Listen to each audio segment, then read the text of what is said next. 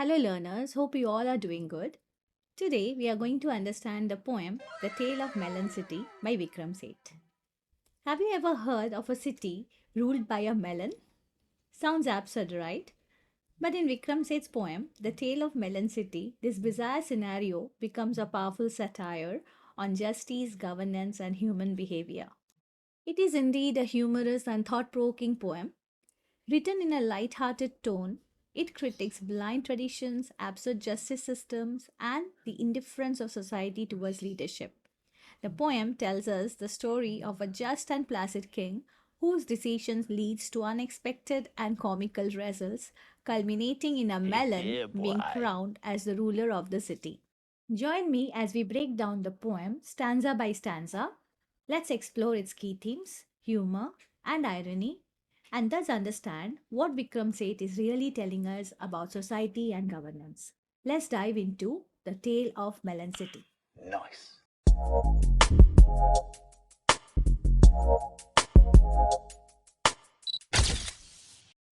In the city of which I sing, there was a just and placid king.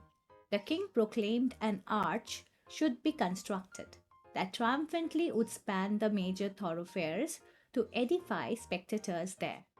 The poem introduces a just and placid king who orders an arch to be built on the main road to symbolize triumph and impress the citizens. The workmen went and built the thing. They did so since he was the king. The king rode down the thoroughfare to edify spectators there. Under the arch, he lost his crown. The arch was built too low. A frown appeared upon his placid face. The king said, "This is a disgrace. The chief of builders will be hanged." The rope and gallows were arranged. The king had ordered the construction of an arch, and the workmen followed his instructions and built it. To celebrate its completion and impress the crowd, the king went to the main road where the arch was located. However, as he passed under it, the arch was too low and it hit his head, causing his crown to fall. This incident upset the king greatly. His calm face quickly turned into one of anger and disappointment. He felt humiliated and saw it as a disgrace. In his rage, he ordered that the chief builder be hanged. Thus, ropes and gallows were set up to carry out the king's command. The chief of builders was led out. He passed the king, he gave a shout. "O king, it was the workmen's fault." "Oh," said the king, and called a halt to the proceedings. Being just and placider now, he said, "I must have all the workmen hanged instead." The workmen looked surprised and said, "O king, you do not realize the bricks were made of the wrong size." As per the king's order, the chief of builders was caught and brought to be executed. As he was taken to the king, he quickly shouted that the real blame was on the workmen. Hearing this, the king stopped the execution and decided that the workmen should be punished instead. The workmen were shocked by this decision and explained that it wasn't their fault either. They said the problem was with the bricks as they were not the right size.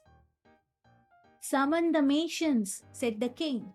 The masons stood there quivering. "It was the architect," they said. The architect was summoned. Now, when the king heard that it was the bricks that were of the wrong size, the king called for the masons. The masons were trembling in front of the king. They put the blame on the architect, and thus the architect was called for. "Well, architect," said his majesty, "I do ordain that you shall be hanged." Said the architect, "O king, you have forgotten one small thing. You made certain amendments to the plans when I showed them to you." The king heard this. The king saw red. In fact, he nearly lost his head. But being a just and placid king, he said, "This is a tricky thing. I need some counsel. Bring to me the wisest man in this country." The king told the architect, "You will be hanged for this mistake." However, the architect quickly reminded the king, "You had made changes to the original plans when I showed them to you." Hearing this, the king became furious and nearly lost his temper. However, because he was a calm and fair king, he paused and said, This is a complicated matter. I need advice. Bring me the wisest man in the country. The wisest man was found and brought, nay, carried to the royal court. He could not walk and could not see, so old and therefore wise was he. But in a curious voice he said, "The culprit must be punished. Truly, the arch it was that banged the crown off, and it must be hanged." So, the wisest man in the country was found and brought to the royal court. In fact, he was so old and frail that he had to be carried there. He was unable to walk or see, but his great age was seen as a sign of wisdom. In a shaky, trembling voice, the wise man declared, "The guilty one must be punished. It was the arch that knocked the king's crown off, so the arch must be hanged." To the scaffold the arch was led when suddenly a councillor said, "How can we hang so shamefully what touched your head, your majesty?" "True," mused the king. By now the crowd, restless, was muttering aloud. The king perceived their mood and trembled, and said to all who were assembled, "Let us postpone consideration of finer points like guilt. The nation wants a hanging. Hanged must be someone, and that immediately." Therefore, the arch was taken to the scaffold to be hanged. But just then a councillor spoke up and said, "How can we hang something that touched your majesty's head? That would be shameful." The king paused and agreed to this point. Meanwhile, the crowd was growing restless. The king noticed their frustration and became nervous. To calm them, he announced, "Let us not worry about who is actually guilty.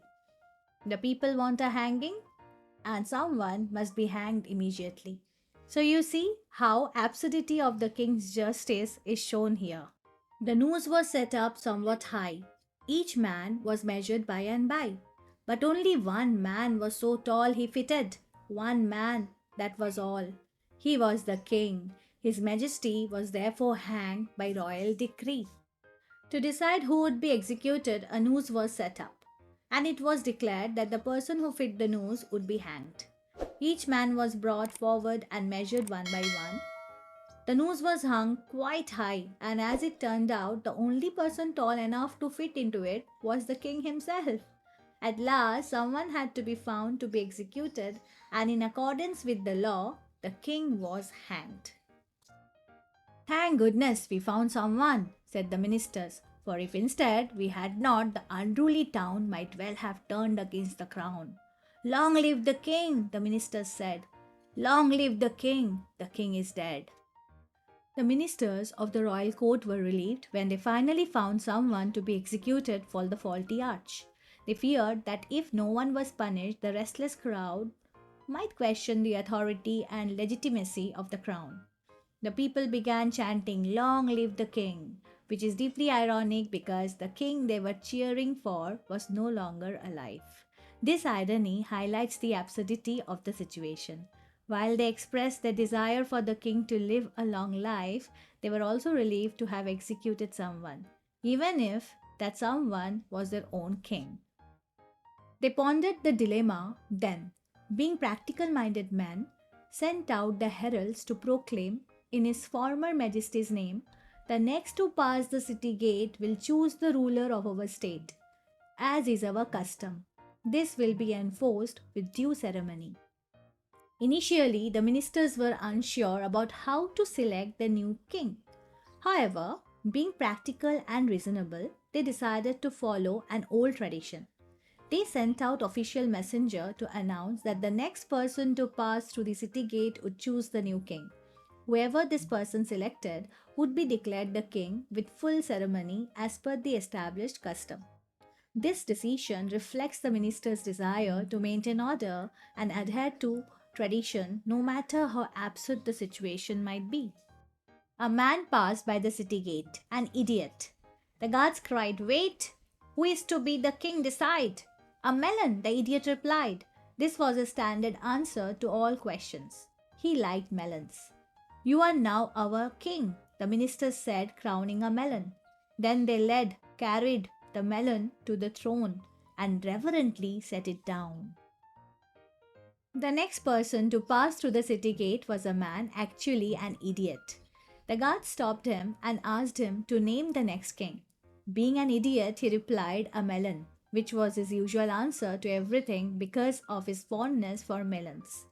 The ministers, following tradition, did not question his response. They crowned a melon and placed it on the throne, officially declaring the melon as their new king.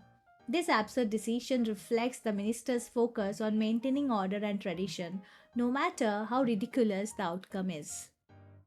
This happened years and years ago. When now you ask the people, so your king appears to be a melon, how did this happen? They say, well, on account of customary choice. If His Majesty rejoices in being a melon, that's okay with us.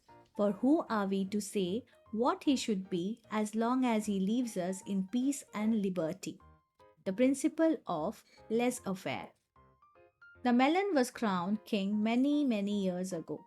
And now, when anyone asks the people how this unusual situation came to be, they simply call it a customary choice. This means that traditions and regulations led them to make a melon their king. Surprisingly, the people are perfectly happy with the melon as their ruler. They live in peace and freedom, and the city is thriving because their king does not interfere in their lives. This reflects the idea that people value peace and liberty over active leadership, no matter how strange the ruler may seem. To sum up, Vikram Seth's The Tale of Melon City is a humorous and satirical take on governance, blind traditions, and human behavior. Through its absurd events and ironic twist, where a melon becomes king, the poem cleverly questions justice, leadership, and society's priorities. The message is simple yet powerful. Sometimes people are happier when their rulers don't interfere, valuing peace and liberty over authority. That's all for today. If you have enjoyed the explanation of the poem The Tale of Melon City, don't forget to like, share, and subscribe for more such lessons. Thank you so much for watching.